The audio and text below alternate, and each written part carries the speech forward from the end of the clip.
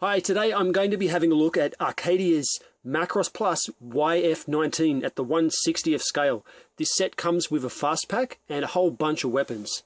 Arcadia was formerly known as Yamato, and Yamato went bankrupt, went out of business. They've picked up where Yamato left off. So Yamato had a version of the YF-19. It didn't come with the fast pack, but it did have an optional fold booster that you could buy separately.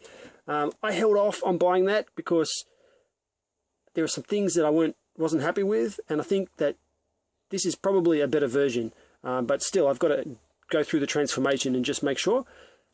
The box itself is a little bit bigger than something we'd get from Bandai's Valkyries, because the wings are out and the YF-19 has quite a wide wingspan, but it's still not that big of a box compared to other things, so pretty easy to store.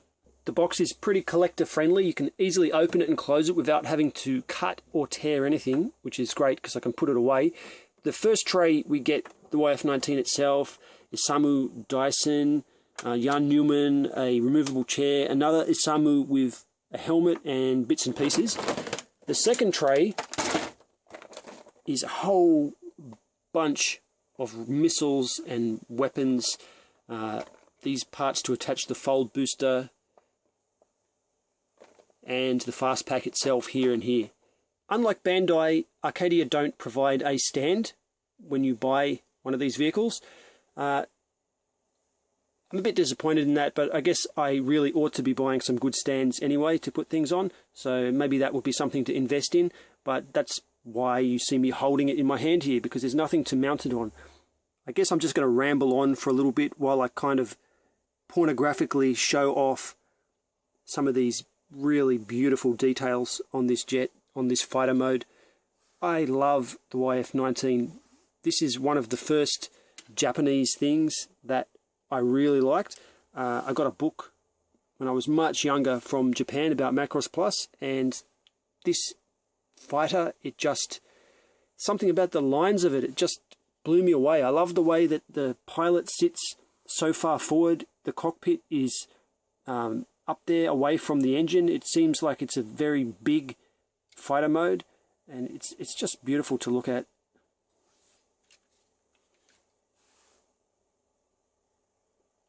Now, I knew that it was 1/60th. I do have other similarly scaled planes, jets, but it is smaller than I had hoped. I don't know, I had built myself up in anticipation of this so much that it had become bigger in my imagination. I guess I should have put a check on that, but that's only a very small disappointment. Now, later on, towards the end, I might show a comparison of a custom that I made years and years ago at the beginning of my love affair with the YF-19, and maybe that custom's got something to do with my impression of why this is a little bit small. I guess in reality, it's not really that small.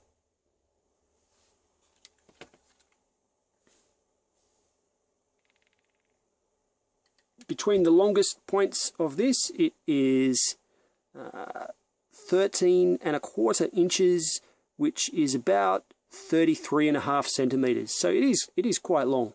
From wingtip to wingtip, 11 inches, that's about 28 centimeters. Here's a comparison shot to show how it scales to Bandai's offerings. There is a difference in scale. So the YF-19 is 1/60th. I believe the YF-29 is 1/66th. So it's a pretty, it's a small difference, but you can see in the size of the figure's chair in there, that's the only place it becomes really obvious. I do this as a comparison because I guess the YF-29 is kind of a successor in look, at least, to the YF-19. Now, I know in Macross 7 there are a number of direct successors to this guy, but I don't think I'll be picking any of them up at the moment, just because I have to pick and choose what I spend on. In the hand, I think the Arcadia version is a little bit heavier.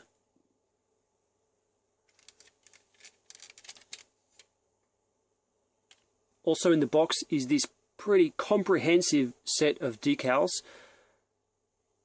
I'm not sure if I'm going to apply any of these. I find that if you apply stuff like this, the edges start to look a little bit dirty after time. I don't know. I might put 1 or 2 on, but I'm definitely not going whole hog on these things. But it is comprehensive. It's pretty impressive how many you actually get. These things, I don't know what these could be used for. I mean, this is actually like a little picture of the plane itself. Maybe this could go on a much bigger figure to represent it landed on a deck or something. I'm not sure. In 1 or 2 scenes in the show, we get a different wing configuration. So previous versions of this, I think, have only been able to maintain this forward swept look. What we've got now is this metal bar which can do this and allow the wing to fully go back like this into its fast mode.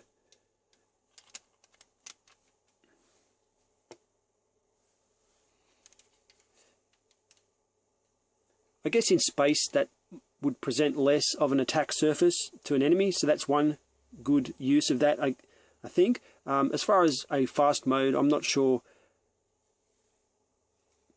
why it would need to do this in atmosphere. It would be going pretty damn fast to have to sweep the wings back that far. On the underside, we've got the bays for landing gear. There's a convenient little gap to put your fingernail in. Now, it does have to rise up a bit as it opens, so don't do it too rough, or you might snap the sort of plastic pin that holds it together. But once it's up like that, there is a metal landing gear strut in there.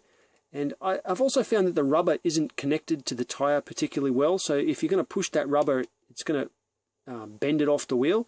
So try not to do that. Get your thumb under the little hook. This tilts, so tilt it away, bend it up, and then when you tilt it back in that direction, it locks into place to hold the weight, so it won't go back in just from pushing down.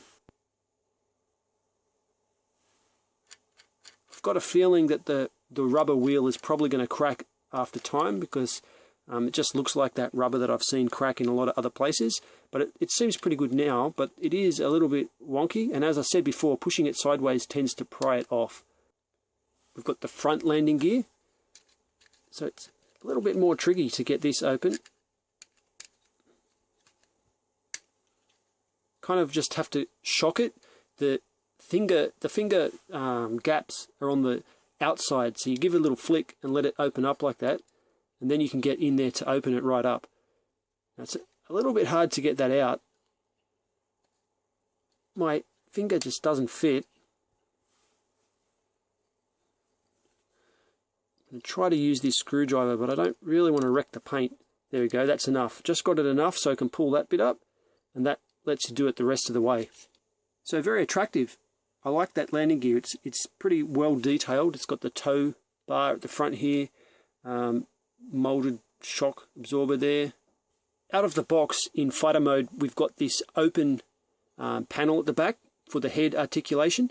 It does come with this separate piece that lets you close up that hole. Just work in that way, I believe. There we go. It just holds in with friction. Just gives you a smoother panel. Mentioning that cream color, it is in fact pretty brown. When I opened the box, I was quite shocked how brown and less white it was. This is very white lighting condition, many fluorescent bulbs, very white light. It looks more white under this situation, but in hand, in my normal house lighting, it looked far, far browner. I was a bit shocked. The Yamato had a dirty version, I think, a battle damaged version. That was probably the last one they released, if I recall. I'm not sure how brown that was, but this from pictures at least seems to be on par with that. The cockpit can open. I'm very unhappy and dissatisfied with the way that the cockpit opens. I'm going to try to show it on camera here, but it doesn't work very well. So the first thing you have to do is push the front section down. So there's a gap at the nose like that. Then this panel here, you have to lift it up like this, and by the way, it can come right out. There's nothing holding that in except friction. Once it's up, you can tilt it a little bit, not as much as I'd like, but a little bit. The same goes for the back. So the first thing we have to do is lift it up, and then we can open it. At least we get more travel on that back one. But again, the back, it can pop right out. Very unsatisfactory, and I just can't stand the way that works, and I'm surprised they couldn't make it just pivot from the back and have the whole canopy open properly. I'm not sure what's going on there. Our selection of pilots are our two Isamus there and our Yan on the other side. I wish we could see his face. I guess he's asleep in there, or I don't know, dreaming of Sharon Apple. But anyway, they can both go in at the same time. We get this extra little chair to place him in, so let's pop that in now. I've just pulled the windows right off to make it easier, but first I'm going to remove the first chair, and then that lets you tilt this up like that. You can remove that, freeing up space to stick in the second chair, like so. Put the first one back in.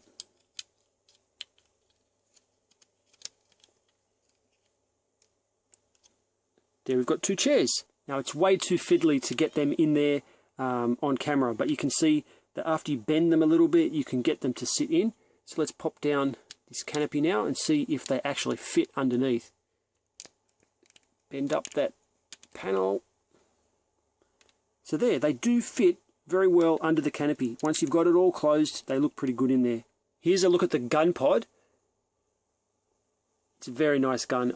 I like this gun a lot more than some of the other guns I've got. I like how at the back you can pull off this clip. So I guess you load up your bullets into here, or whatever you call those huge shells that one of these must be firing. There's the slot to connect it to the underside of the plane. This panel here collapses in just a little bit to help in positioning on the underside. There's the gap right there for the gun pod. Just give it a bit of a twist to separate it like that, and you can stick it right on in. Jam it all back together. And there we have how the gun sits on the underside. Now I'm not 100% clear why this collapsible panel had to collapse, because it doesn't seem to fit that well anyway. I'm thinking it has the look that if you bend that panel up, then it would sit flush. But this is not a removable panel, so that always is going to be in the way. Let's deck this out in some of the gear. This is the first piece. I think this must be some kind of fuel tank, although does seem to have a bit of a rocket nozzle at the back, so maybe it's a weapon as well. This is the plainest weapon, and I generally don't put that on. Here's the next one. Now, it also has what looks like some kind of rocket nozzle, although it may be just an exhaust, because at the front here we have multiple little warheads in there. So maybe each one of these tiny warheads can shoot out and exhaust it out the back. Either way, it has a mounting point. They all have this mounting point, but the cool thing about this is you can pull out the single mount here and grab this double mount. So which way does it go? Like this. Push it in, just friction holds that in there, and what that lets you do is in the one mounting point on the wing you can now attach a double weapon, and we get this. It looks a little bit like some kind of drone, so maybe it's a smart missile. I really like the way that looks. Now we also can remove the single mounting point here and connect it to the double mounting point, but unfortunately when you do that, this becomes a little bit too high and it bumps into the wing, so the wing ends up being on a very slight angle from the wing. So to look good, it really has to be this way. Next, another missile, an air-to-air missile. This really looks like Masterpiece Starscream's weapon, so I guess that carries through right the way into the future.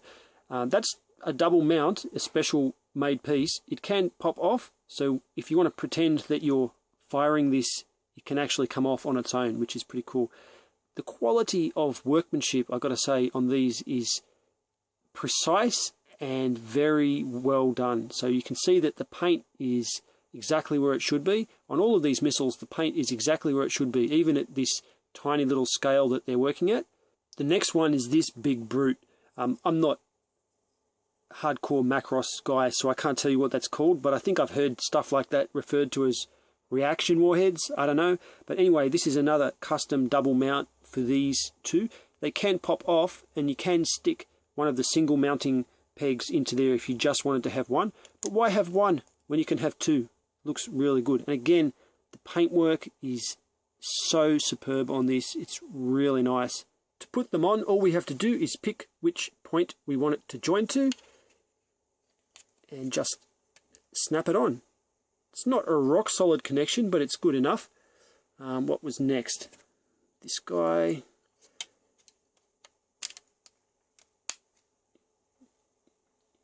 You do get a snap, that snapping sound, but I found that the sound diminishes after a short while as it gets a little bit looser. Finally, this one. One thing that bothers me is the wing is a little bit too loose, so you can put it in and it becomes temporarily more locked in, but because of that swing bar I showed earlier, it does flop around a little bit. So basically, there is the armament that we can carry. Pretty formidable. Now that's without the fast pack on. It's just him carrying his bombs and whatnot. Now there is an inbuilt weapon right in under here. It's behind this panel, and to get at it you've got to tilt the whole wing up, stick your fingernail in this gap and open a panel here, and there's another bomb in there. I don't think it's designed for jet mode. I think it's mainly for the other two modes. I should also have mentioned that every bomb/missile type we get there, we get 4 of each. So we get 4 of this guy, 4 of this guy, 4 of this one, 4 of the double stingers, you know, the air-to-air missile, and 4 of that fuel pod. Now it's time to show how to go from this to this with the fast pack. It's a little bit fiddly. Basically what you've got to do is untab the wing section here, and there's a joint between these pieces in here that has to unsnap. Give the knee a little bit of clearance by doing that. Bend it forward. Now we get 2 of these pieces. You want to grab the one that faces this way and has the long side on the outside, and that can just slot over like that. These little notches are going to snap into the shoulder assembly here, but in order to do so we need to create a little bit of distortion in the way that the leg is oriented. Once we've done that, it can slot up in, and that's basically it, like that. Now we want to grab our fast pack panel, and you can see there's a tab at the front. If we just slide it up so that the tab goes over the little notch that it goes into,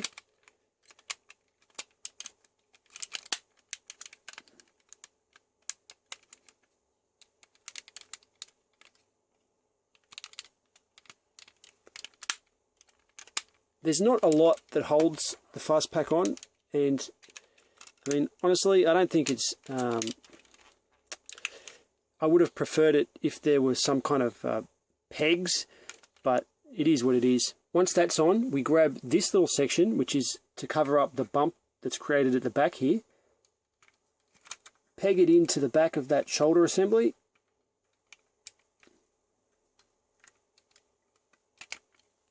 and then just jiggle it around until you get a line up between the little tab here and the notch that it goes into, and then that's it. And I guess I better put the shield back on while I'm at it. The shield kind of holds everything together to some degree, although again the shield doesn't stay on nearly as well as what I would like. So here it is, the fast pack. It doesn't make that much of a difference to the overall look. I guess it's not really armor, it's a fast pack, not a huge weapons platform. We do get the weapons, but they're not really part of the fast pack, I guess. That's kind of attractive. For the longest time I didn't realize that sometimes when we saw this in the show that this was actually already on, because you can tell because we get these shapes showing up in the cartoon, and I think that in the anime they color this wrong often to make it a cream, not a grey, and fully decked out in everything.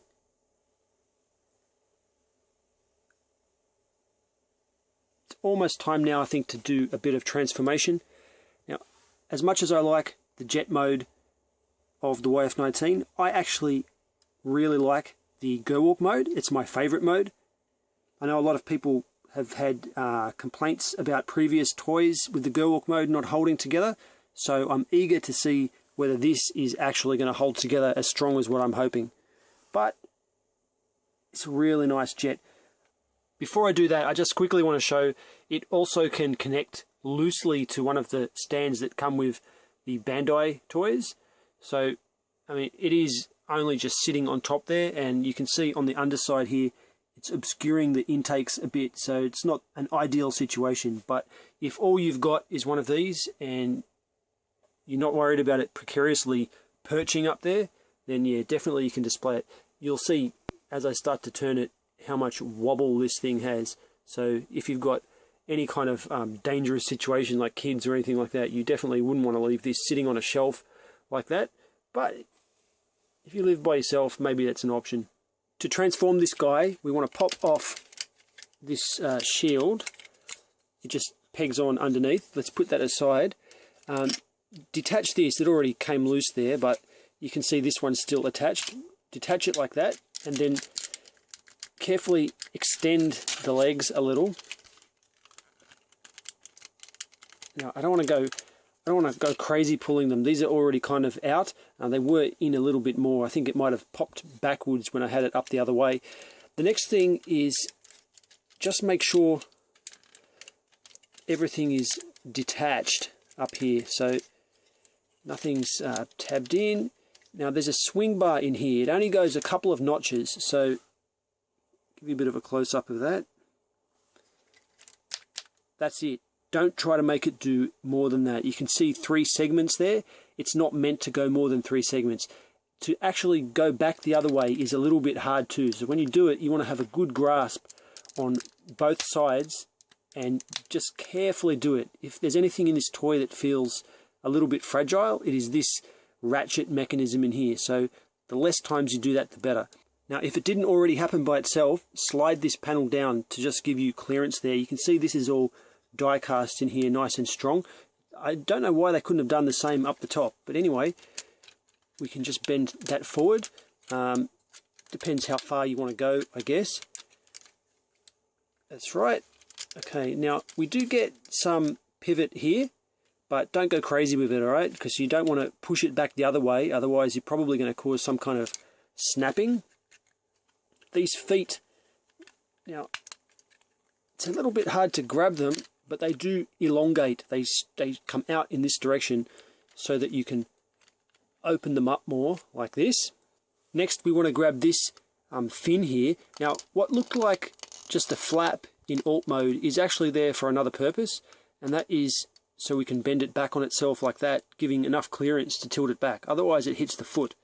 So let's just do that on the other side as well. So they're kind of out of the way. Underneath this section here, we've got a couple of tabs. Now, we want to loosen them just enough to undo it, and this is going to pivot at the top here. And if you get it pivoting at the right angle, they will tab back into the next set of tabs under here, which securely locks all this in place. It can be tempting to pull this out too far, but really the pivot here just moves it in the right angle to hit that spot without pulling it any further. Next, bend these wings back just out of the way to give us enough clearance so that when we move the shoulders forward like that, we can also get these arms going down to where they're meant to be. Now, you can see that that's kind of a little bit weird there, but that's because it inserts. I don't know if you can see that happening. It's actually sliding into the arm. Hang on, I probably should, before I can do that, missing a crucial step here, fold out the fist. Then we can slide it back into the arm like that. After that, we grab the bicep here and slide it down. It covers up that joint, which is not meant to be there because we don't want 2 elbow joints. Like that. And then finally, if you can get your hands in here, there is this little panel, and it can just kind of pull out a little bit like that, forming some shielding that hangs down over the shoulder. The gun pod can tab into the hand as you would expect, and it's pretty decent hold, although not dead secure.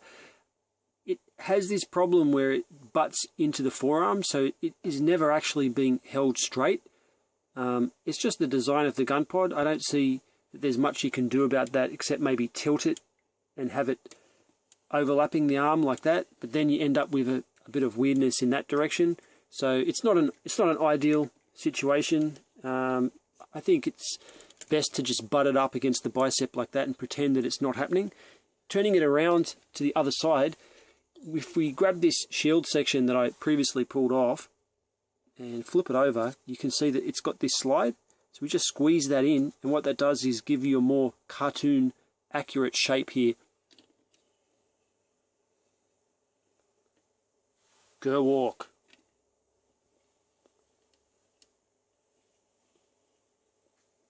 We get a very good A stance, if I can show you in that orientation, partially achieved by the twisting of the knee. So a combination of the twist and a decent backwards knee tilt gives a nice degree of posability. The ankles bend back just far enough so that you can have the plane standing at a relatively parallel to the ground angle with the nose. And we do get these ball joints in the ankles that let you also achieve that A stance. Here's the fast pack and a couple of weapons put on in Gwalk mode. As I said, this is my favourite mode. I love Gwalk mode. I always have. I don't know why, just something hits me in the right spot. One thing to note though is that you can't hold as many weapons. If you load up the whole length of the wing under here, you end up having conflicts with the arm, so it'll bump into those. I guess if you want, you could always bend them back further, but then they don't point in the right direction.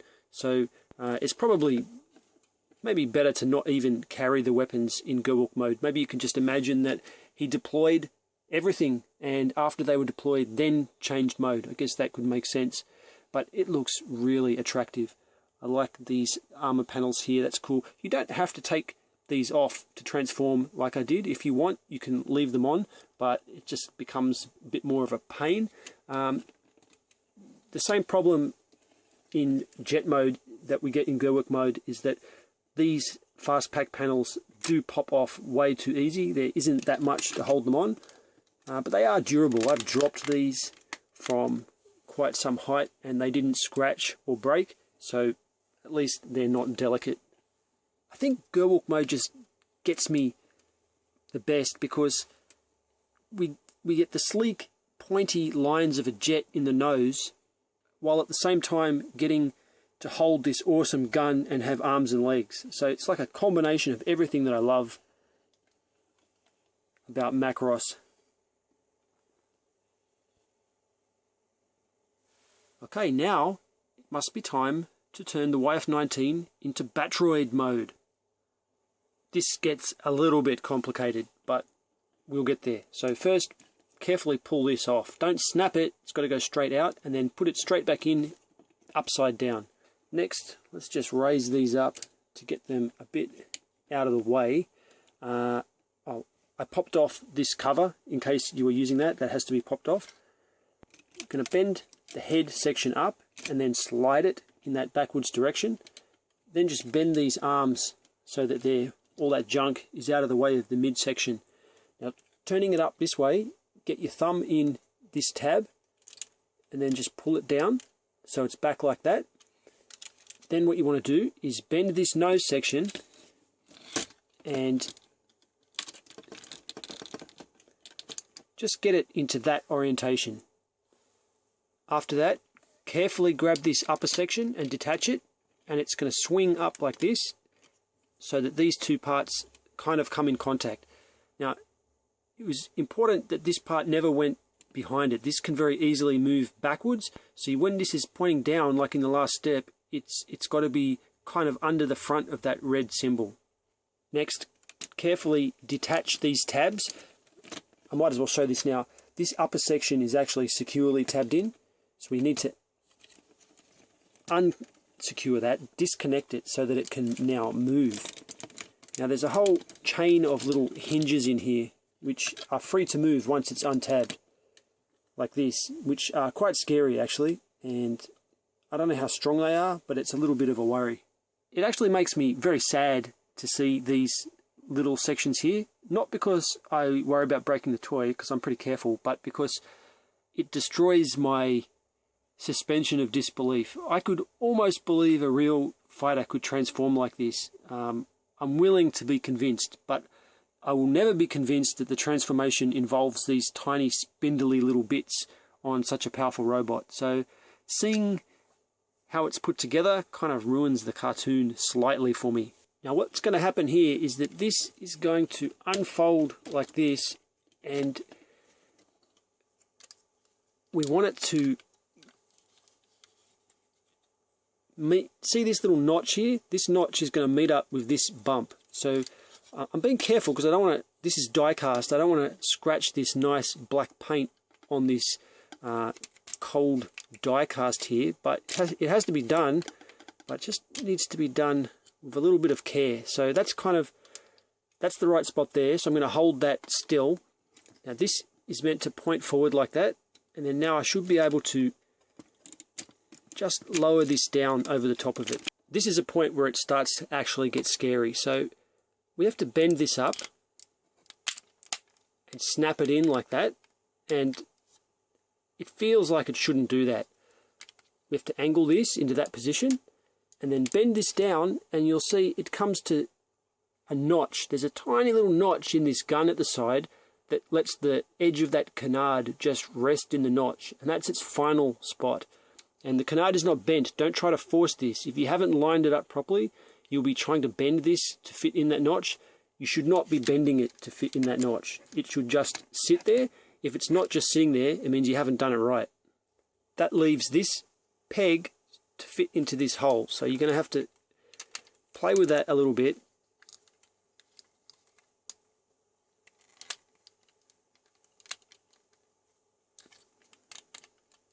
Just with the angles, and when you get it to the right spot,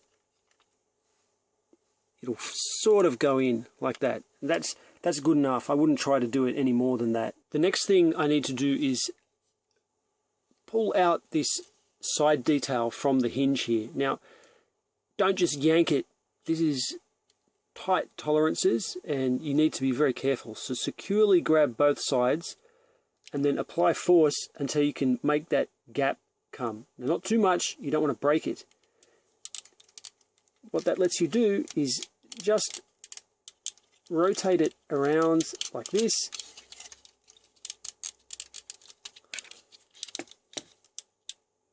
and then around like this, so you're separated. Let's do the same thing on the other side. So securely grab it, pop it off, around like this, and then around like this. And again, another tricky thing. All these are tricky, probably too tricky for realism. Needs to fold up in on itself like that. Now that looked really easy. I'm sure it came across as kind of being no problem, but if you don't know the trick of it, it is not easy to do that, and it's always tempting to bend it the wrong way. So even me, I get stuck with this. There we go, like that. So we want it to just fold in on itself like that, and these are going to be kind of skirt armor. Now, the next thing is to collapse this joint back in. But remember, this is the danger point that seems too brittle to me, and it doesn't like to go back in.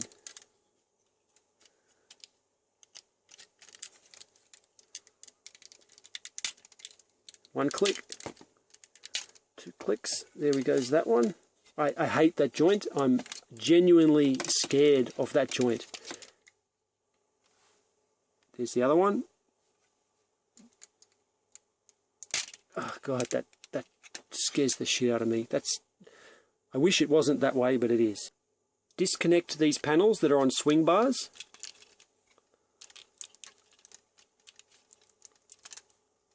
And just swing them down so that they are behind like that.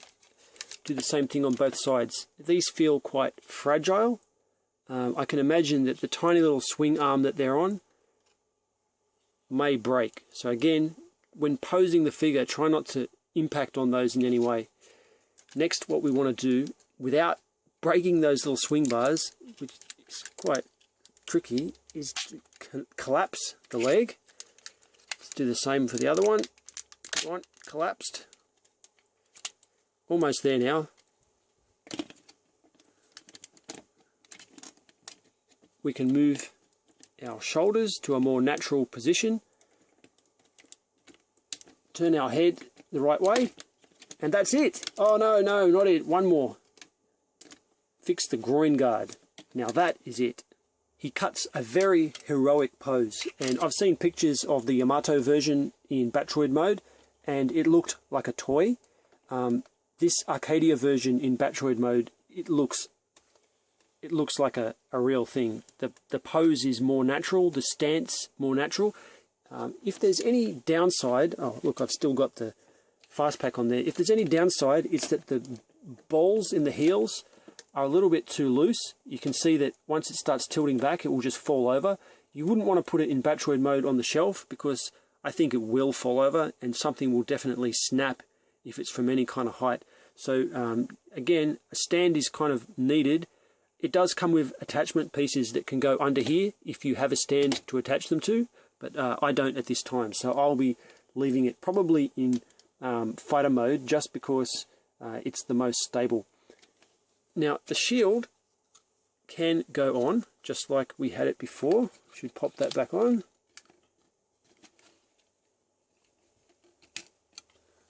There we go. And also, if you want to fold up this gun,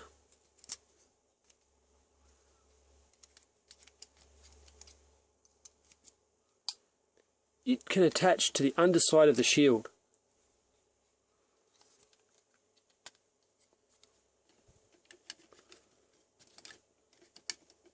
Like this. So you can go either way. I don't know, that's facing forwards. I guess it would be a little bit more useful, but I think if you wanted cartoon accuracy, you would put it on the other way. I seem to remember something about storing the gun this way for some reason in the show on one occasion.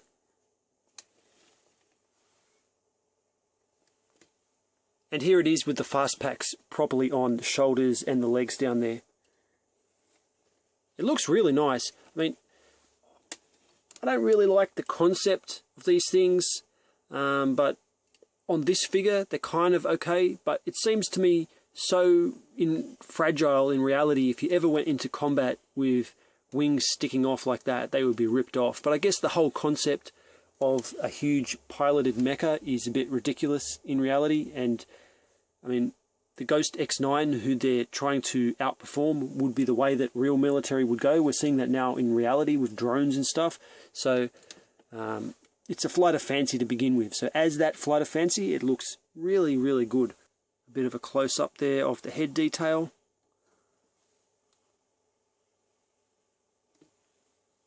It's a fully posable figure. I don't think I need to run down the posability. Everything basically moves.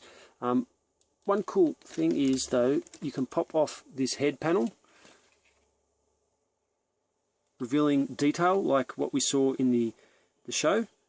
So I've seen line art from the book I mentioned before. It shows that in it, and the anime itself has that scene where they're fixing them up. So they've thrown that detail in. It looks good from both directions, the back and the front. This whole section here is die cast. A bit unusual, but I get the feeling that it's to balance off the figure. So the design has this big chest section pointing here, and I just get the feeling that this die cast is to give some long-term stability to the pose. Now, I'm not against that. I like a bit of die cast here and there, but one thing that bothers me about die cast is I've noticed that toys age over time when they have exposed plastic surfaces that aren't painted. The colour tends to gradually drift apart between the plastic and the painted die cast. So I guess only time's going to tell. Given that this is a very browny cream to begin with, that might not be so noticeable if it had been a crisp white. One thing I forgot to mention earlier is that these intake covers can just pop off like that, revealing a kind of turbine in there. Now again, that seems ridiculous to me. This is a spaceship. It can fly in space. What does it need any kind of turbine for? so I don't like that. I never take that off. I always just leave it blocked up. If you must, you still can attach some weapons to these wings, although the first notch becomes unusable back here. The second two notches are still usable, and this joint, at the moment at least, is stiff enough to hold them out. Here is a size comparison with Hasbro version MP10 Optimus Prime. For those Transformers fans, this probably puts it in scale for you. It's about the same size as that. So let's get the ruler out and see exactly how big that is. That makes it to the top of the head, not that pointy bit there, 25 centimeters. That's 9.5 inches.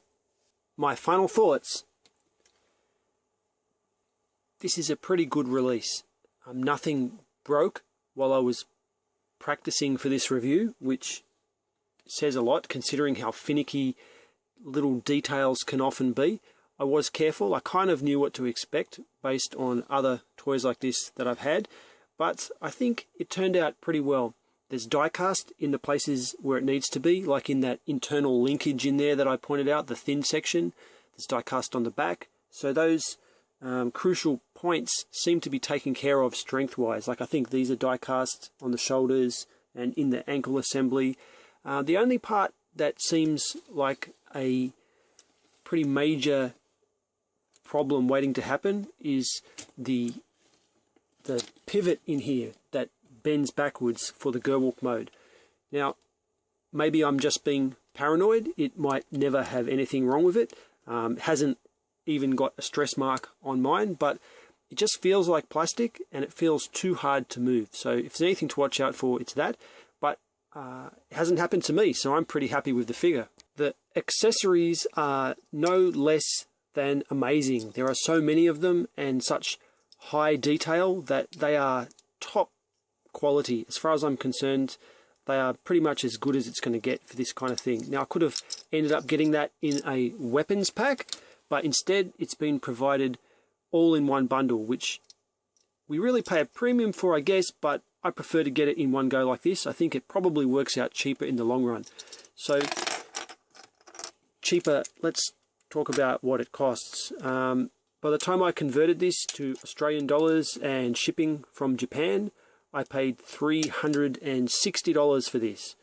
So shipping from Japan to Australia is not as expensive as from Japan to the US because we are relatively close. So you might factor that in a bit higher for the US, but then again, your currency conversion is probably more favorable than mine. So just roughly speaking, it will probably cost about that to get it to the US. I bought it from HLJ. This is the very first thing that I ever bought off HLJ. I heard good and bad things. So some people pretty fervently came out saying don't trust HLJ because they had their orders screwed up. And sadly, that may be true, but it's not my experience. So as far as I can tell from dealing with an in-stock item at least, HLJ seem okay. I mean, the thing came quickly. All the transaction went smoothly. So I'm probably going to get more things from HLJ in the future. Although I am a bit cautious about their private warehouse, I haven't heard good things about that. If I had to rate my overall satisfaction with this figure, being as expensive as it is, I think I will give this figure a 10 out of 10. I mean, it accomplished pretty much everything that I wanted from this toy. The only really thing that I'm not happy with is, as I mentioned before, the way the canopy opens, but everything else works so well and we get so much with it that I really like it and I don't regret spending the money. Does that mean I'm going to get more Arcadia Macross releases? Well, as I said, I can't afford to be all the way in with Macross, but they could definitely tempt me with a similar YF-21, a companion piece for this, and definitely a Ghost X9. I would love to see the three of these standing on the shelf together, although I seriously doubt the latter is ever going to happen. This has been my video review for the new Arcadia YF-19 with Fastpack 1/60th scale. I'm Odeean. Thank you for watching. And like I mentioned, in the background here, you can see my custom paper craft / junk craft YF-19 that's been sitting on my shelf here for the past 15 years. It's pretty cool. I think I'm going to do a video, just a short video by itself of that. So if you'd like to have a look at that, check out the video after this one.